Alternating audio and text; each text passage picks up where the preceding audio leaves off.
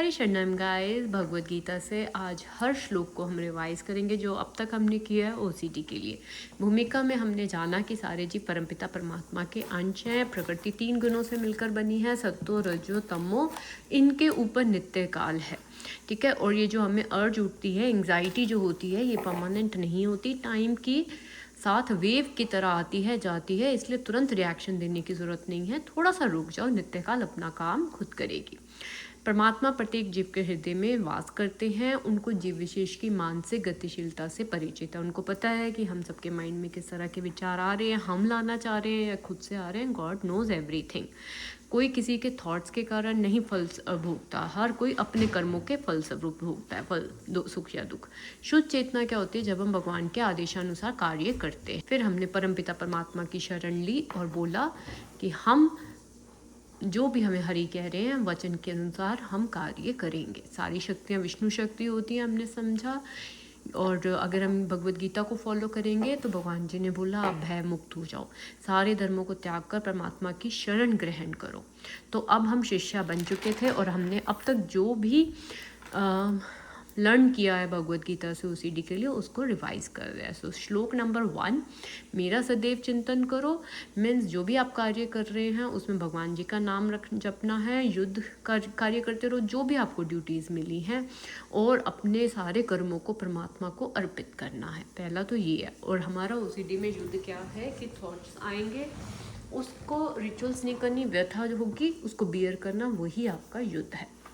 वृत्ति का त्याग नहीं करना। यहाँ पे बोल रहे हैं अगर आपको नेगेटिव थॉट्स आने की वृत्ति है, ऐसा नहीं है कि आपको ये सोचना है कि पहले थॉट्स बंद हो फिर करेंगे, नहीं, वृत्ति में लगे रहकर ही आपको हरि का स्मरण करना है। ठीक है। तो अब आता है हमारा 3rd श्लोक। सुख दुख का क्षणिक उदय और कालक्रम में उनका अंतर्ध्यान होना सर्दी गर्मी की ऋतु के आने जाने के समान है। इंद्रिय बोध से उत्पन्न होते हैं, मनुष्य को चाहिए अविचल भाव से सही। जो थॉट्स है वो बताया, वो सेंसेस से उत्पन्न होती हैं, पास्ट मेमोरीज होती हैं, प्रकृति होती है, इसलिए उनको केवल और केवल सहन करने के लिए बोला। श्लोक नंबर 4, हरि ने ही हमें युद्ध करने का आदेश दिया। अब हमारा जो युद्ध है वो क्या है? व्यथा को बियर करना। व्यथा आपको लग रही होगी कि आप अपने साथ हिंसा कर रहे हैं, लेकिन ये हिंसा न्याय के लिए ही है, क्योंकि अभी हम ये थोड़ी सी एंग्जाइटी बियर कर लेंगे तो हमारे लिए अच्छा ही है, क्योंकि ओसीडी लूप का एंड होगा। तो इसलिए इस हिंसा की भगवान ने अनुमति दी है। श्लोक नंबर 5 हमारा आता है कि भगवान ने अंतिम निर्णय दिया, संग्राम में कल्याण नहीं करना। अब आपने सोच लिया है कि इस ओसीडी गेम में जीतना है तो पीछे नहीं हटना। पीछे कब हटेंगे? जब रिचुअल्स करेंगे। और युद्ध में मरे मतलब कि जो भी एंग्जाइटी हो रही है उसको बियर करे। श्लोक नंबर 3 है, दृढ़ संकल्प ले लीजिए कि हाँ मुझे अब रिचुअल्स नहीं करने, जो थॉट आ रहे हैं। भगवान कह रहे हैं अगर आप दृढ़ संकल्प करके युद्ध कर रहे हो ना बिना विचार किए, तुम्हें कोई पाप नहीं लगेगा। ठीक है। श्लोक नंबर 7, फल की आसक्ति नहीं रखनी कि मुझे अच्छे थॉट्स हैं बुरे थॉट्स हैं या मैं रिचुअल नहीं कर रहा, क्या होगा नहीं। केवल और केवल हमने क्या करना है? अपनी ड्यूटीज़ के रूप में युद्ध। श्लोक नंबर 8, जय पराजय की समस्त आसक्ति को त्यागना है। और आपके लिए अब कुछ विचारनीय नहीं है कि आपको अच्छे थॉट्स आ रहे हैं या बुरे थॉट्स आ रहे हैं, नहीं। स्वामित्व भाव का भी आपको त्याग करना है। ठीक है। स्वामित्व नहीं रखना कि मैं थॉट्स ला रहा हूँ, नहीं। श्लोक 9, जब तुम्हारी बुद्धि मोह रूपी सघन वन को पार कर जाएगी तो तुम सुने हुए तथा सुनने योग्य सबके प्रति अन्य मनस्क हो जाओगे। जब आपकी जो बुद्धि है वो डर भ्रम वहम इन सब को डिटैच, जब आप समझ जाओगे कि ये कुछ भी नहीं है, दिस इज़ जस्ट ओसीडी जो कि गेम खेल रही है अपना, तो आपकी बुद्धि क्या करेगी? मोह रूपी डर भ्रम वहम को पार कर जाएगी। तो आप अपने आप, जब आपके कॉन्सेप्ट क्लियर हो जाएंगे तो आप इन थॉट से अपने आप डिटैच होना शुरू हो जाओगे। 10th श्लोक है, जब तुम्हारा मन वेदों के अलंकार में भाषा से विचलित ना हो, जब आप आत्म साक्षात्कार के समाधि में स्थिर हो, मीन्स जब आप साक्षी भाव में आ जाओगे तब आपको दिव्य चेतना प्राप्त होगी। जब आप ये इन चीज़ों से नहीं डरोगे कि ऐसा किया तो ऐसा, नो, ये अलंकार में भाषा होती है। ठीक है। आपको किस समाधि में रहने के लिए कहा गया? साक्षी भाव की समाधि में। फिर हरि ने 11th श्लोक में हमें ऑर्डर दिया कि मनोधर्म से जितनी भी इंद्रिय तृप्ति की कामनाएं हैं उसका त्याग करो। अब कामनाओं का त्याग करोगे तो ताप होगा। 12th श्लोक में उस ताप को सहन करने के लिए बोला। 13th श्लोक में बोला कि आपको जो इंद्रिय तृप्ति के लिए वस्तु को ग्रहण करना है उससे राग नहीं रखना। राग और विराग दोनों से डिटैच होने के लिए बोला। ठीक है। 14th श्लोक था, आपको ना तो शुभ की प्राप्ति से हर्षित होना है, मीन्स अच्छे थॉट्स हैं कि आज मैंने कोई भी रिचुअल नहीं किया ऐसा कुछ, ना उससे हर्षित होना है, ना अशुभ के प्राप्त होने पर उससे घृणा करनी है। मीन्स गंदे थॉट्स हैं तो आप घृणा करो कि आज मैंने रिचुअल कर दिया, नहीं, किसी भी स्थिति में अपने आप से घृणा नहीं करनी है। बहुत ही प्यारा एग्जाम्पल दिया कछुआ का कि कछुआ अपने अंगों को जैसे समेट लेता है, ऐसे ही फॉर एग्जाम्पल आपकी इंद्री कोई रिचुअल करना चाह रही है, जैसे कि आपने कुछ देखा और आप हैंड वॉश करना चाह रहे हैं 20 टाइम्स की जगह, तो आप अपनी इंद्रियों को रोकोगे, अपने हाथ को रोकोगे हैंड वॉश करने में, जस्ट जो भी जायज़ है एक बारी उसी को वॉश करोगे। तो क्या आदेश मिला? इंद्रियों को इंद्रिय विषयों से खींचना। नेक्स्ट आता है देदारी जीव इंद्रिय भोग से भले निवृत्त हो जाए। अब आप इंद्रियों को चाहे इंद्रिय विषयों से खींच लो, मान लो कि आपने 10 बारी की जगह एक ही बार वॉश किया, लेकिन क्या होता है कि मन में चलती रहती है ना तब भी अर्ज। तो भगवान ने बोला जब आप उत्तम रस लोगे, मीन्स हर कार्य को करने में हरि नाम लोगे और अपने सारे कार्यों को अर्पित करोगे, तो आपको ये जो अंदर क्या कहते हैं इंद्रिय भोग की जो इच्छा है वो भी बंद हो जाएगी। जो आपकी पुरानी आदतें हैं रिचुअल्स की वो अपने आप बंद हो जाएंगी। 17 श्लोक है, इंद्रिय विषयों का चिंतन करते हुए मनुष्य की उनमें आसक्ति उत्पन्न हो जाती है। ऐसी आसक्ति से काम उत्पन्न होता है, फिर काम से क्रोध। ये बहुत ही अच्छा ओसीडी साइकिल को एक्सप्लेन किया था, जिसको हमने पीछे भी डिटेल में किया था। देखिए इंद्रिय विषयों का चिंतन मीन सबसे पहले क्या होता है, एक थॉट आता है, थॉट आया तो हमें थॉट से अटैचमेंट होती है, अटैचमेंट से रिचुअल।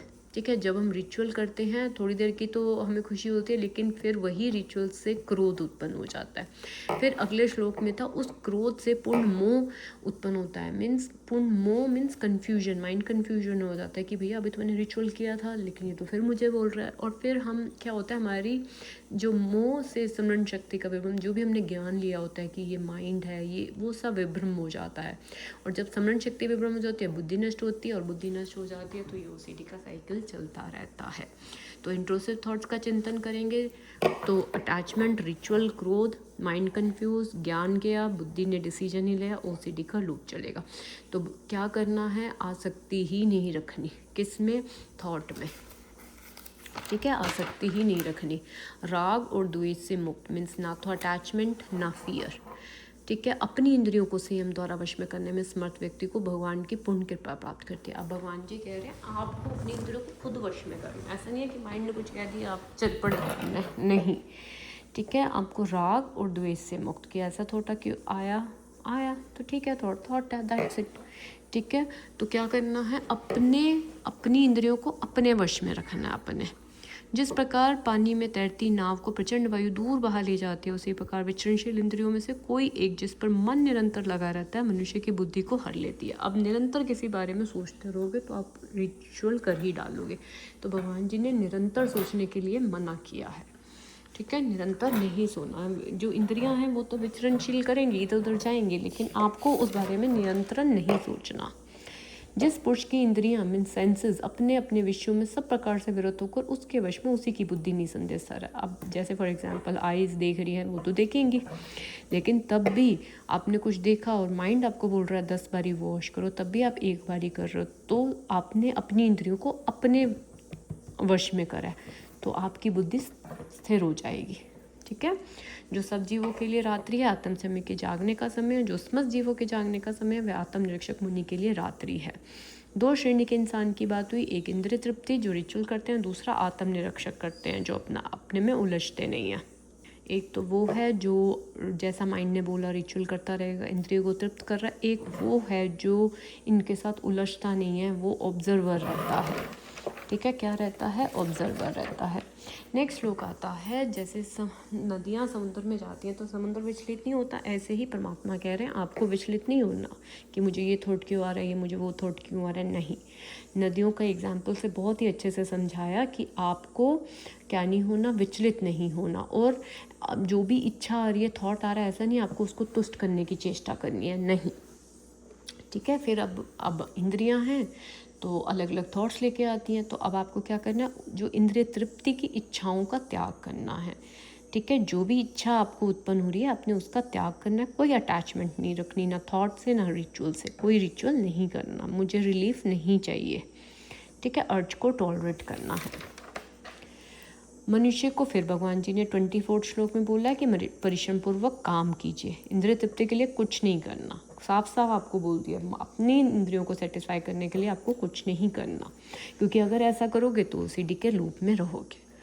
फिर बोला जो व्यक्ति आत्मा में ही आनंद लेता है। आत्मा मीन्स अपने, आत्मा क्या होती है? आत्मा होती है जो ऑब्जर्व करती है, जो ऑब्जर्वर में होती है। वो बुद्धि, इंद्रियां इन सब से परे है, मन से परे है। तो आत्मा, जो व्यक्ति आत्मा में ही आनंद लेता है, मतलब अपने भीतर, जो जिसका जीवन आत्म साक्षात, जो अपने आप को ही एनालिसिस करता रहता है, अपने में संतुष्ट है, उसके लिए कुछ करने नहीं रहता, फिर उसको बाहरी रिचुअल्स पे डिपेंड नहीं रहना।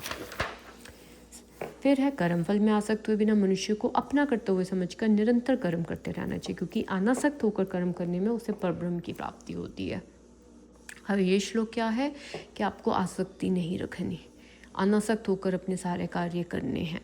भक्ति भाव में कार्य क्या होता है? जो भी कार्य आपने किया और परमात्मा को अर्पित किया। ऐसा काम कार्य क्या होता है? ये ओसीडी बेस्ड कार्य होता है, जहाँ पे आप फल करते हैं, ऐसा हो करूँगा तो ऐसा होगा। ये इनके भेद को जानना, ठीक है, उसी को परम सत्य की प्राप्ति होती है। वह कभी अपने आप को इंद्रियों में तथा इंद्रिय तृप्ति में नहीं लगाता। अपने सारे कार्यों को मुझ में समर्पित करके मेरे पुण्य ज्ञान से युक्त होकर लाभ क्या कांक्षा। आपको नहीं सोचना कि मुझे अच्छे थॉट्स आए, स्वामित्व भी त्यागना कि मैं थॉट्स ला रहा हूँ, युद्ध करो। फाइनल भगवान जी ने फिर से बोल दिया, युद्ध करो, मेरे आदेशों के अनुसार अपना कार्य करो। भगवान फिर से बोल रहे हैं, जो मैं कह रहा हूँ वो करिए। ईर्ष्या रहित होकर इस उपदेश के श्रद्धापूर्वक, ईर्ष्या नहीं रखनी। किस चीज़ से ईर्ष्या? की अब ईर्ष्या रहित क्या मतलब है? कि भगवान पे भरोसा रखना है, ठीक है, डाउट नहीं रखनी। ईर्ष्या का मतलब है डाउट नहीं रखना कि अगर मैंने रिचुअल नहीं किया तो क्या होगा। नहीं, आपको बस भगवान के आदेशों का पालन करना है बिना डाउट के, ठीक है। ज्ञानी पुरुष अपनी प्रकृति के अनुसार कार्य करता है। क्यों? क्योंकि सभी प्राणी तीनों गुणों से प्राप्त अपनी प्रकृति का अनुसरण करते हैं। भला दमन से क्या हो सकता है। भगवान जी ने बोला, अपने सारे कार्यों को मुझ पे अर्पित करो, लाभ की आकांक्षा नहीं रखनी। आपको नहीं सोचना कि आपको अच्छे थॉट्स आए या गंदे थॉट्स आए, नहीं। फिर भगवान ने बोला, मेरे आदेशों का पालन करना, डाउट नहीं रखना। मैंने आदेश दे दिया रिचुअल्स नहीं करने का, तो रिचुअल्स नहीं करने, अगर आपको ओसीडी ख़त्म करनी है तो। फिर भगवान ने बोला कि ज्ञानी पुरुष भी अपनी प्रकृति के अनुसार कार्य करता है। मीन्स क्योंकि सभी प्राणी तीनों गुणों से प्राप्त अपनी प्रकृति का अनुसरण करते हैं। हमें जो थॉट्स हैं वो गुणों के कारण आते हैं। अगर हमें तमोगुण स्ट्रॉन्ग है तो उसके कारण हमें थॉट्स आते हैं। दमन से कुछ नहीं होगा, भगवान जी साफ साफ बोल रहे हैं। अगर आप थॉट्स को दबाओगे उससे कुछ नहीं होगा, ठीक है। और फिर भगवान ने बोला, राग द्वेष भी रखना नहीं है, आपको केवल और केवल साक्षी रहना है। 32 श्लोक था। फिर भगवान ने बहुत ही अच्छा बोला कि अगर आप अपनी डेली ड्यूटीज़ को कर रहे हो, इंट्रूसिव थॉट्स आने के बावजूद भी, दोषपूर्ण ढंग के बावजूद भी, तो आप बहुत श्रेष्ठ हैं। क्यों? क्योंकि आपने अन्य के मार्ग मीन्स ओसीडी के मार्ग को नहीं फॉलो किया, आपने एंग्जाइटी बियर करते हुए अपना कार्य किया। फिर हमने क्वेश्चन पूछा कि भगवान जी, मनुष्य ना चाहते हुए भी पाप कर्मों के लिए मीन्स क्यों इंट्रूसिव थॉट्स आते हैं? ऐसा लगता है कोई बलपूर्वक थॉट्स ला रहा है। तो भगवान ने का आंसर दिया, ये थॉट्स जो है ये रजोगुण के कारण आते हैं। और रजोगुण के कारण ये जो थॉट्स आते हैं, फिर क्या होता है? थॉट आया, फिर वो क्या कहते हैं, रजोगुण के संपर्क में जब थॉट जाता है तो एक अर्ज होती है, और जब हम उस अर्ज को पूरा कर लेते हैं तो वो क्रोध, और वो वही हमारा शत्रु है, ठीक है। तो क्या है? वो शत्रु है। फिर हमने भगवान ने बताया कि जैसे अग्नि धुएं से, दर्पण धूल से, ऐसे ही ये जो हमारा मन है केवल और केवल ये अज्ञान से ढक गया है, ठीक है। बस हमें उसे क्लीन करना है। तो क्लीन कैसे होगा? जब हम क्या करेंगे, ज्ञान में जीवात्मा की शुद्ध चेतना उसके कामरूपी नित्य शत्रु से ढकी रहती है, जो कभी तुष्ट नहीं होती। और अग्नि, ये रिचुअल्स कभी तुष्ट नहीं होते हैं, ठीक है। इंद्रियां, मन। अब फिर बहुत ही अच्छी चीज़ थी ये 38 श्लोक में। सबसे पहले तो भगवान ने ये बताया कि ये जो काम रूपी नित्य शत्रु है, मीन्स ये जो हमारी अर्ज है ना, ये शत्रु है। जो अर्ज उठती है थॉट के आने के बाद, ये शत्रु है, और ये कभी सेटिस्फाइड नहीं होती। आपने देखा होगा, अभी एक रिचुअल किया, थोड़ी देर में फिर रिचुअल, तो ये कभी तुष्ट नहीं होती। सेकंड, इसका निवास स्थान बताया, इंद्रिया, मन और बुद्धि, ठीक है ना। जैसे सबसे पहले ट्रिगर, सेंसेस, इंद्रियों ने कुछ देखा तो ट्रिगर से थॉट आया, कई बार बिना ट्रिगर के भी थॉट होता है, ठीक है। फिर थॉट से अर्ज उठा, अर्ज से क्या होता है? आप रिचुअल करते हैं, ठीक है। बुद्धि डिसीजन लेती है कि हाँ रिचुअल, अगर जिसकी बुद्धि वीक होगी वो रिचुअल का डिसीजन ले लेगा। तो इंद्रियों ने कुछ देखा, मन ने एक कहानी बना ली, बुद्धि ने डिसीजन ले लिया। तो इस अर्ज के निवास स्थान हमने समझा इंद्रिया, मन और बुद्धि है। फिर भगवान ने बोला कि पारम में ही इंद्रियों को वश में करके इस पाप के महीन प्रतीक का दमन करो। पारम में ही, जैसे ही आपको इसने, आपके सेंसेस ने कुछ देखा और आपके मन ने कहानी बताई, आपको वहीं पे उसको रोक देना है, ठीक है, दमन करना है, रिचुअल्स नहीं करने, ज्ञान साक्षात्कार के जो इसी ने हमारे ज्ञान का विनाश कर रखा है, इसका वध करने के लिए बोला हमें भगवान ने। ठीक है, नेक्स्ट आता है कर्मेंद्रिय जड़ पदार्थ की अपेक्षा श्रेष्ठ है, मन इंद्रियों से बढ़कर है, बुद्धि मन से भी उच्च और आत्मा बुद्धि से भी बढ़कर। सबसे बड़ा बताया गया आत्मा को, और आत्मा ही है जो ऑब्जर्व करती है।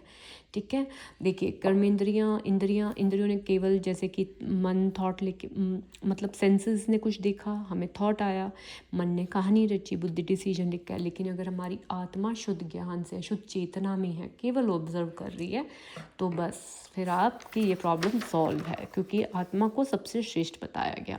अपने आप को फिर भगवान ने साफ साफ बोला कि भैया अपने आप को भौतिक इंद्रियां मीन्स शरीर मन बुद्धि से परे मानो, आप परे हो इनसे। मन को सावधान रखो, ऐसा नहीं कि मन कुछ भी कह रहा है आप कर रहे हो, नहीं, मन को सावधान आध्यात्मिक बुद्धि से स्थिर रखो। आध्यात्मिक बुद्धि मतलब जो हरि आदेश दे रहे हैं वो फॉलो करो।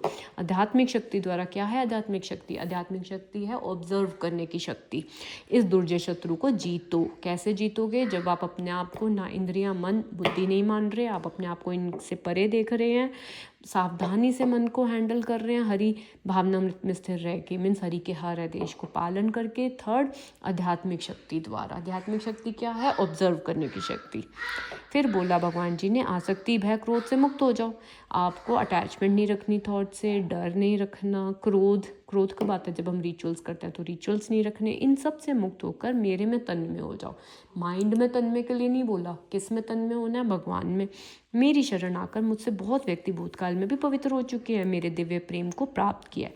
तो भगवान का दिव्य प्रेम कैसे प्राप्त होगा? आसक्ति छोड़नी है, भय छोड़ना है और क्रोध छोड़ना है। तन्मयता किस में रखनी है? परमात्मा में। सरेंडर किस में रखना है अपने आप को?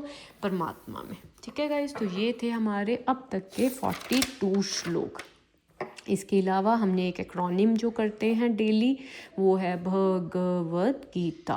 भ से भक्ति, हर श्लोक के आदेश को फॉलो करना है मेरी भक्ति। आज के ही डे में मैंने बहुत सारे श्लोकों को एनालिसिस किया और समझा कि मैं इंद्रिय मन और बुद्धि से परे हूँ।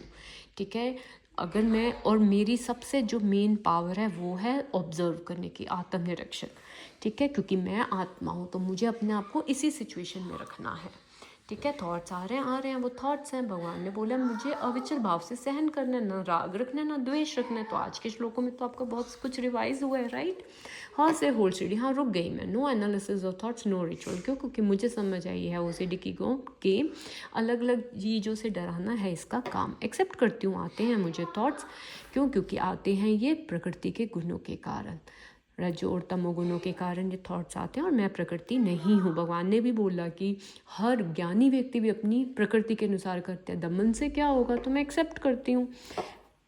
जी से गो फॉर ड्यूटी, हाँ तब भी मैं अपनी ड्यूटीज़ करूँगी, अपने घर के कार्य, अपनी जॉब, अपना हैंडल करना सब कुछ, आई विल डू इट, क्योंकि यही है असली कर्म योग। भगवान ने बोला ना, युद्ध करो, अपना कार्य करो, मेरा नाम जप करो।